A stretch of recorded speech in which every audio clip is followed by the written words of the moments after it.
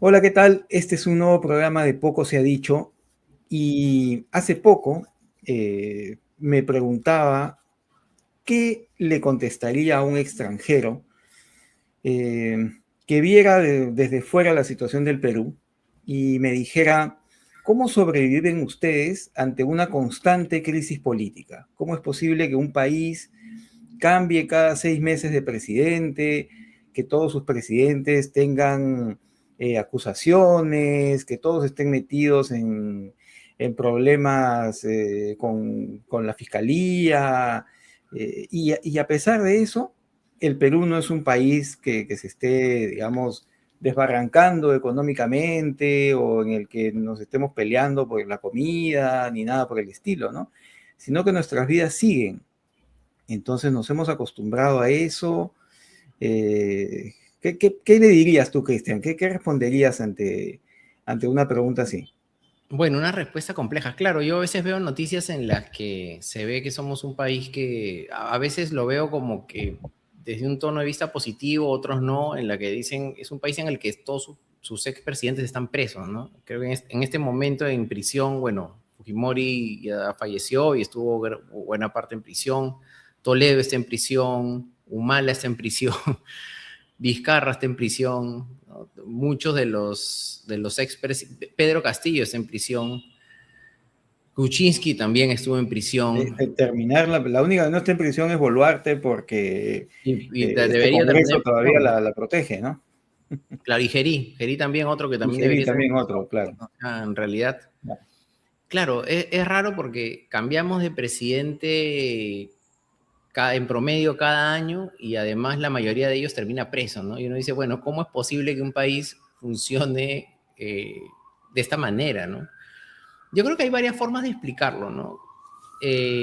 O sea, ¿por qué el país sigue funcionando? Yo creo que una primera explicación podría ser desde el punto de vista económico, ¿no? Yo creo que en los 80, como comentábamos antes de comenzar el programa, tuvimos una fuerte crisis económica, ¿no? En los 80 el Perú tuvo una fuerte crisis económica en el gobierno de García, aquí lo recordamos, el primer Alan García, porque luego Alan García Volvió eh, en un segundo periodo, claro. volvió en un segundo periodo y dicho sea de paso, también debió ir preso, pero se desvivió antes. Entonces ahí Sí, también, tal cual. En el momento que iba a ir preso, sí, o exacto. sea, claro. Sí. Pero su primer gobierno fue un desastre económico. Mm, Realmente estamos en una situación muy parecida a la que tiene Venezuela en este momento. Mucha gente se iba, es más, muchos se iban a Venezuela, ¿no? Ahora ya exacto. no recuerdan a Estados Unidos, a Chile, Argentina. Cuando uno va a Argentina o a Chile ve que hay una colonia bastante grande de peruanos y es porque en los 80 mucha gente se iba, había una migración bastante fuerte porque el país económicamente estaba muy mal. Y luego tuvimos que hacer un gran ajuste en los 90 en el gobierno de Fujimori, el primer gobierno de Fujimori, ¿no? Y yo tengo una hipótesis que es que aprendimos la lección económica, ¿no? Y aquí los gobiernos cambian, los presidentes cambian, pero por ejemplo el que no cambia nunca es el presidente del BCR. El Claro. presidente del Julio Velarde, que es el presidente de hace muchos años del BCR, más de 20 años me parece, no tengo el número en la cabeza, pero no cambia. Que Y es él uno es... de nuestros memes constantes, ¿no? Nuestras Así bromas es. constantes. Es decir, pueden cambiar a quien sea, pero no lo cambien a él, ¿no? Que se mantenga Julio Velarde como presidente del BCR. Claro, porque yo creo que no sé si tú piensas lo mismo, de que culturalmente es como que tenemos claro que el tema económico, el modelo económico, entendido como este modelo más neoliberal, ¿no? No se toca. Tanto es así Sí, que a pesar de las muchas críticas que ha tenido la Constitución del 93, hasta ahora no se ha podido cambiar la Constitución del 93, ¿no? A pesar que es una Constitución que nace de un golpe de Estado, ¿no? De un dictador que luego fue condenado por muchos delitos, ¿no? Y aún así, la Constitución del 93 no se toca básicamente porque no se quiere tocar el modelo económico. Y por otro lado, más allá de que en los últimos años han habido alertas respecto del manejo macroeconómico del gasto, más que del manejo macroeconómico, de la forma como se realiza el gasto público en el Estado, se guarda cierto respeto a ciertas reglas, ¿no? Fiscales que no se pueden, digamos, respecto a las que no se puede ir en contra, ¿no? Entonces hay ahí, digamos, yo creo que, ¿por qué hay cierta estabilidad?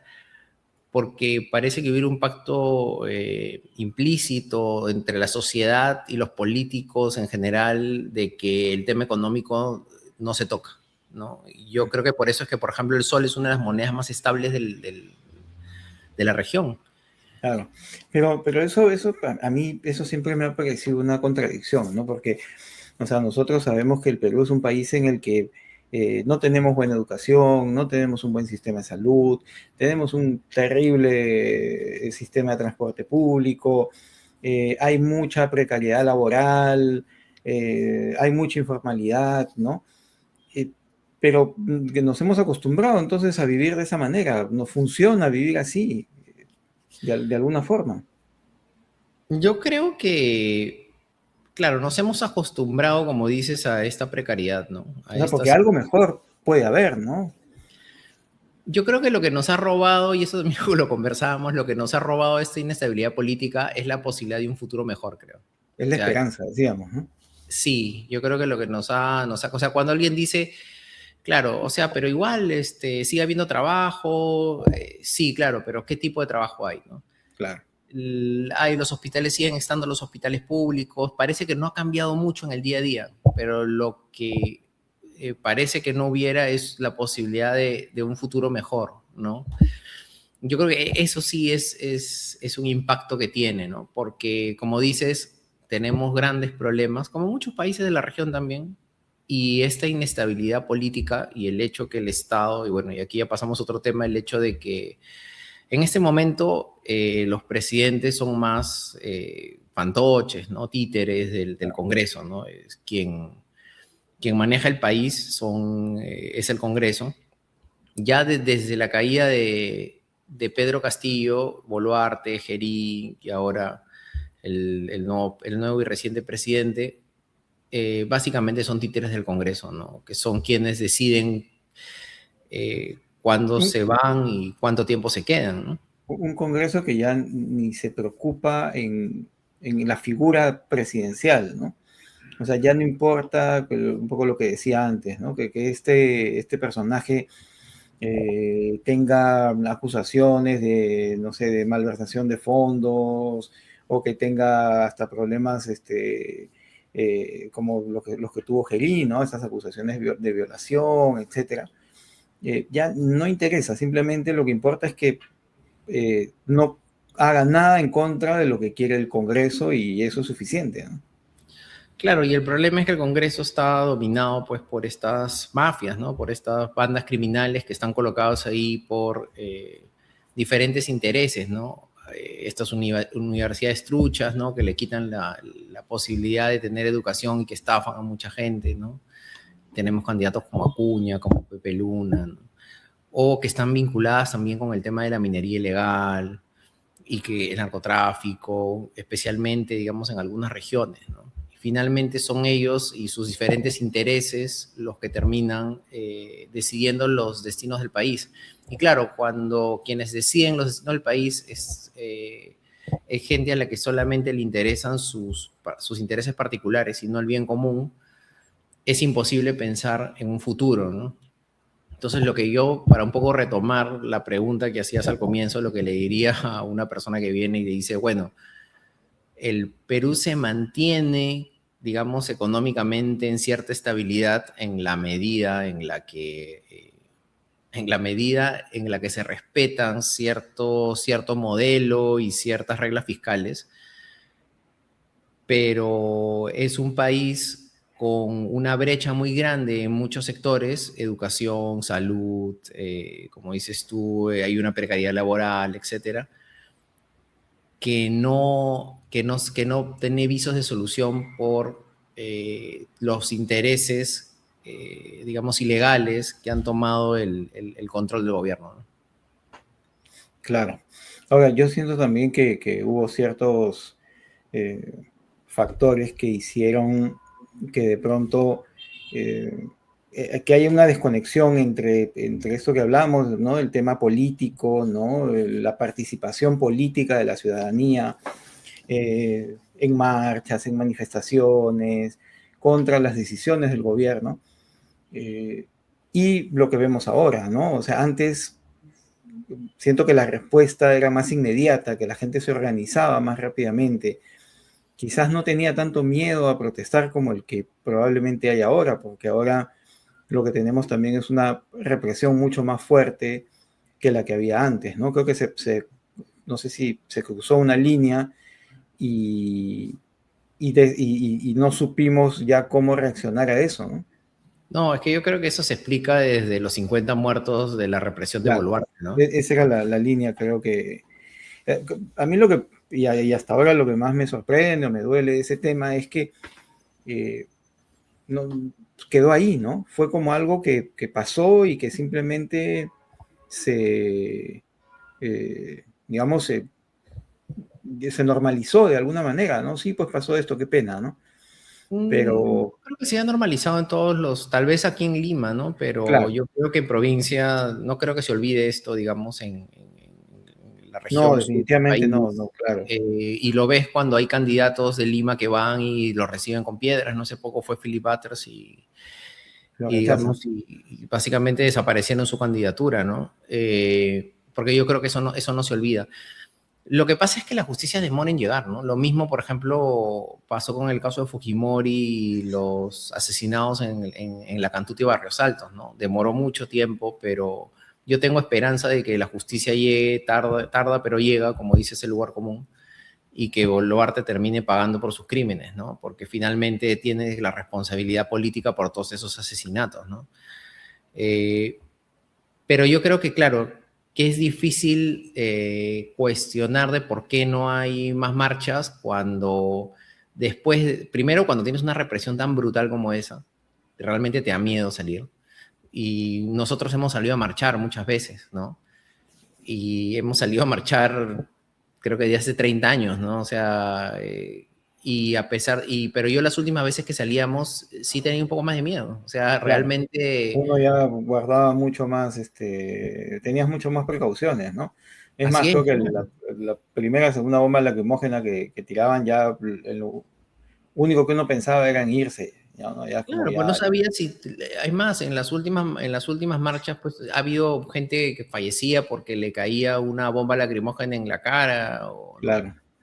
Entonces O estábamos bueno, el hablando, chico este que mataron, ¿no? A así Truco, es, ahora claro. último, que lo mataron a balazos, ¿no? Un Sí, que miembro de no la hay policía. ningún responsable y todo sigue igual. Claro, entonces eso explica también, o sea, claro, tú dices, ¿por qué la gente no sale? O sea, sale porque tiene miedo, ¿no? O sea, nosotros Mm. salimos y salimos con muchos recaudos, ¿no? Y cada vez son menos, ¿no? Y siempre tenemos cuidado y todo eso, ¿no? Entonces, claro, es entendible el tema de la propuesta. Ahora, también por otro lado, en un país con tanta precariedad económica, a veces es con un sistema de transporte que es terrible, a veces la gente, como decir, cuando no tienes que comer o cuando te es muy difícil hacerlo, cuando tienes muchos problemas económicos, a veces es difícil tener tiempo para pensar, digamos, en el bien común, digamos, en temas políticos. Yo creo que hay diferentes motivos, ¿no? Pero si me apuras para decir uno, creo que la represión es el más importante, ¿no? Y ahora pensando un poco tú mencionaste, por ejemplo, el gobierno de Fujimori, ¿no? Eh, uno, y nosotros vivimos esa dictadura, esos 11 años, casi 11 años de dictadura, en una época en la que, bueno, éramos mucho más jóvenes, pero igual ya éramos totalmente conscientes de lo que estábamos pasando, sabíamos cuál era la situación en ese momento del país, el tema de la corrupción, ¿no? Igual del copamiento de las instituciones, etcétera, etcétera. Pero uno pensaba que después de eso podía haber algo mejor, ¿no? Uno pensaba que cuando esto caiga va a haber algo, digamos, que podía corregir lo que pasó en ese momento, que fue un poco lo que se hizo, ¿no?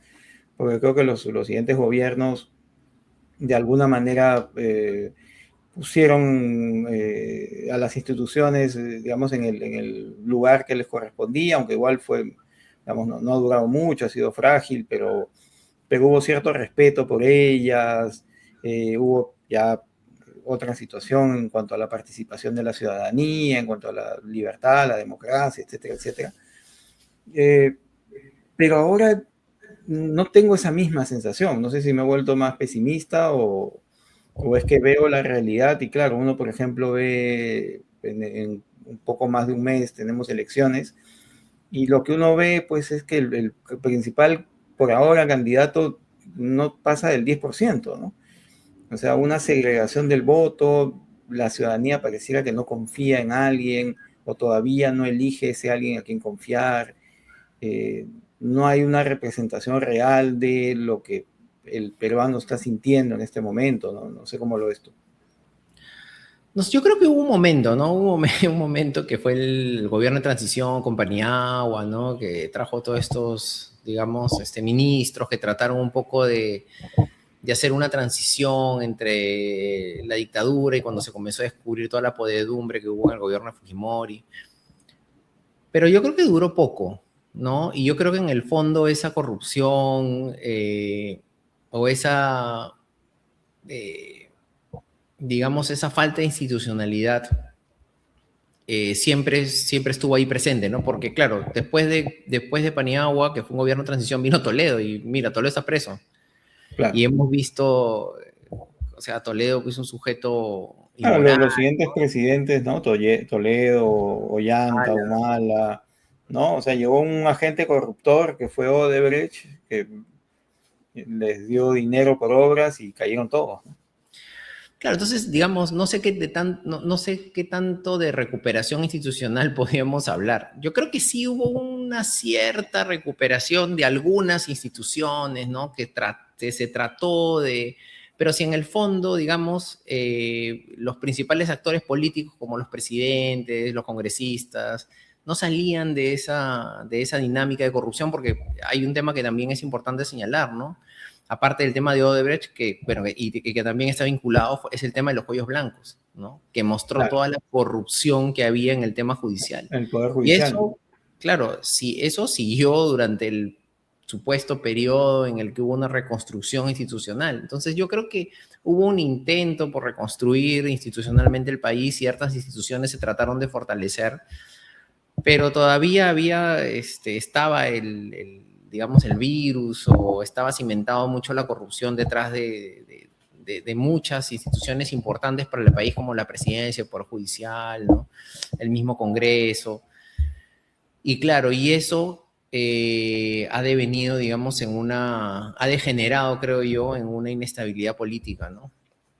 Que es la que tenemos hoy en día y que, claro, y como digo, lo que nos genera es un riesgo hacia el futuro, ¿no? Un riesgo hacia el futuro, porque ya en estos años incluso, me parece que este grupo de asesores fiscales, ¿no? Están advirtiendo, por ejemplo, que el Estado está gastando más de lo que debería, entonces ya se ve cierto resquebrajamiento, incluso desde un tema que en principio era intocable, que era el tema de la economía. Vemos, por ejemplo, mayor ferocidad en las bandas criminales que ahora, digamos, cometen crímenes más atroces a vista y paciencia, digamos, de unas autoridades que frente a este descalabro institucional de la policía, por ejemplo, se ven incapaces de afrontar este tipo de circunstancias, ¿no? Claro, no ha sabido cómo reaccionar. Y que ya empiezan a normalizarse, ¿no? O sea, ya empieza hasta ser un sistema económico, ¿no? El tema de la extorsión, por ejemplo, ¿no? Ya se está hablando de cuánto dinero es que se mueve en este ámbito, ¿no? Ya como un mercado paralelo de la ilegalidad, ¿no? Claro, y no solamente en eso, ¿no? O sea, vemos la depredación, por ejemplo, aquí de la Amazonía con la minería ilegal, totalmente descontrolada y que tiene pues sus tentáculos en el Congreso y que por eso resulta intocable, ¿no? Y además vemos todas estas leyes que tratan de darles impunidad a una serie de criminales que también tienen vínculos, digamos, con estas mafias de crimen organizado que son los que cometen todo este atentado, ¿no? Entonces, lo que vemos es, yo creo, estamos en un momento en el que pareciera que las cosas siguen bien, pero yo creo que nos han robado la posibilidad de mejorar y que estamos en un camino en el que se puede empeorar, se puede ir hacia abajo, ¿no? Y creo Yo que siento que también que hay un sí, tema, perdón que te interrumpa, que hay un tema que es importante, que es que la impunidad, o sea, yo siento que los actores de ahora actúan impunemente, ya no les interesa disimular al menos que están delinquiendo, ¿no? Ya es abierto. Sí, se creen intocables, ¿no? Y claro, y el Exacto, caso más palpable es el de Boluarte, ¿no? El responsable claro. por 50 muertes y que está campante pues sin que nadie la toque, ¿no? Entonces yo creo que esa efectiva esa impunidad hace también que sean más transgresores, que transgredan más límites, ¿no? Y yo creo que el problema, y yo creo que el tema ahora es, la única esperanza que la verdad yo veo que tenemos es que las urnas pues nos den un candidato que pueda revertir un poco esta situación, ¿no? La pregunta es quién es ese Bien, claro, candidato. Yo creo que eso lo claro. podemos conversar en otro... En otro programa, después de la primera vuelta, o Después, así antes, es, o un puede poco ser. antes de la primera vuelta, quizás. Yo creo que cuando ya se empiezan a proyectar un poco mejor quiénes son los que los que pueden llegar a Sí, segunda vuelta, ¿no? Porque sí, ahora hablar de todavía tantas hay cosas, ¿no? El papel de los medios de comunicación, ¿no? De los grupos de poder. eh, Creo que es una situación bastante compleja, ¿no? Así es, yo creo que este puede ser el inicio de unos videos sobre temas Una políticos. serie, Así es, sí, yo creo que si este video nos muestran cariño, yo creo que podemos ir tal vez tocando algunos otros temas, tal vez invitando así a alguien es. más también con quien podamos conversar sobre... Porque hay muchas formas de ver ese tema, ¿no? Se puede ver también desde el punto de vista de ingeniería política, ¿no? Si, digamos, el sistema constitucional, la forma, ahora que que ha habido un cambio, ¿no? Porque ahora vamos a elegir diputados y senadores, vamos a cambiar de un Claro. congreso con congresistas, ¿no? Pero qué tanto este cambio realmente va a ser importante, la forma como se elige, el distrito electoral, es decir, hay muchos temas interesantes que se pueden tratar, pero bueno, vamos a ver cómo le va, cómo le va este video ¿Cómo va? si tiene interés, ¿no? Probablemente sea un video introductorio a un tema que es mucho más largo y que nos va a dar mucho más que hablar y del que poco se ha dicho, como se llama nuestro humilde canal. Así es, Al que, por cierto, si les ha gustado el video, denle like, comenten, sigan el canal también. Todo eso siempre ayuda a tener más visibilidad y a que más gente lo vea, ¿no? así es. Así que bueno, gracias a todos por acompañarnos y nos vemos en otro video. Gracias. Chao, chao. Chau.